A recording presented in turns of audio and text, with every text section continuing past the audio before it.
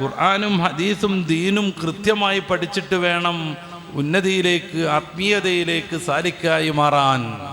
ഇതില്ലാത്ത രീതിയിൽ ആരൊക്കെ ആത്മീയ കളി കളിക്കുന്നോ അവരെ ഇബ്ലീസ് പഴപ്പിച്ചിട്ടേ നിൽക്കൂ.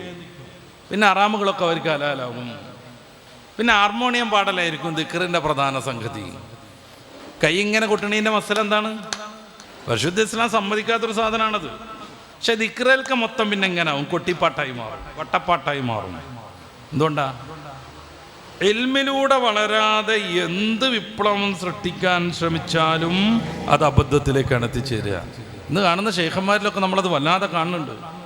നിസ്കാരം മുടക്കുന്ന കുറേ ശൈഖന്മാർ. ജീലാനി തങ്ങൾ ജീവിതത്തിൽ 91 വർഷമാണ് ജീവിച്ചത്. ആ ദീർഘമായ പീരീഡിനിടക്ക്, ഒരു നൂറ്റാണ്ടോളം നിൽക്കുന്ന ആ പീരീഡിനിടക്ക് ഒരൊറ്റ വക്ത് നിസ്കാരം ഉപേക്ഷിച്ചതായിട്ട് നമുക്ക് കാണാൻ പറ്റുന്നുണ്ടോ? ഇല്ല.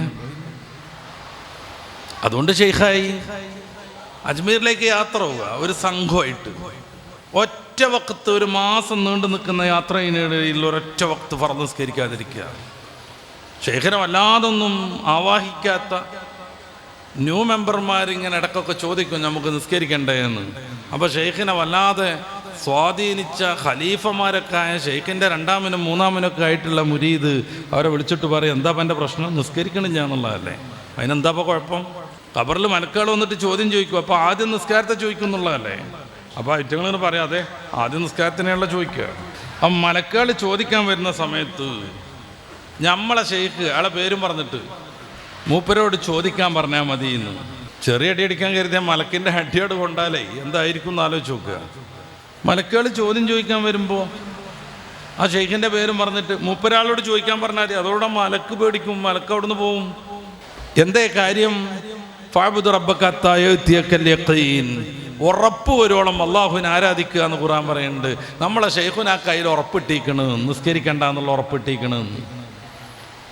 ഇൽമില്ലെങ്കിൽ ഇബ്ലീസ് പറ്റിച്ചുകൊണ്ടിരിക്കും, പ്രത്യേകിച്ച് നന്നാവാൻ വേണ്ടി സാലിക്കീങ്ങളുടെ മാർഗത്തിൽ കയറുന്നവരെ. ത്വരീഖത്താവട്ടെ ഹഖീഖത്താവട്ടെ വലിയ ആത്മീയ സംഗതിയാന്ന് പറഞ്ഞ് നടക്കുന്ന ആളുകളൊക്കെ അവകാശപ്പെടുന്ന, ആഗ്രഹിക്കുന്ന ഈ സാധനങ്ങൾ ഏതാവട്ടെ, ശരീഅത്തിനെ പ്രവർത്തിക്കാതെ ഒരാൾക്കും അത് സാധ്യമല്ല. അപ്പോൾ നമ്മൾ പഠിക്കേണ്ട കുറേ കാര്യങ്ങളുണ്ട്. മുത്തബഹിറായി ഷെയ്ഖ് ജീലാനി തങ്ങൾ, റിഫായി തങ്ങൾ, ബാക്കിയുള്ള വലിയ വലിയ പണ്ടത്തെ കിതാബുകളൊക്കെ. മുത്തബഹിർ എന്ന് പറഞ്ഞാൽ സമുദ്ര സമാനം വിജ്ഞാനം നേടിയെന്നർത്ഥം.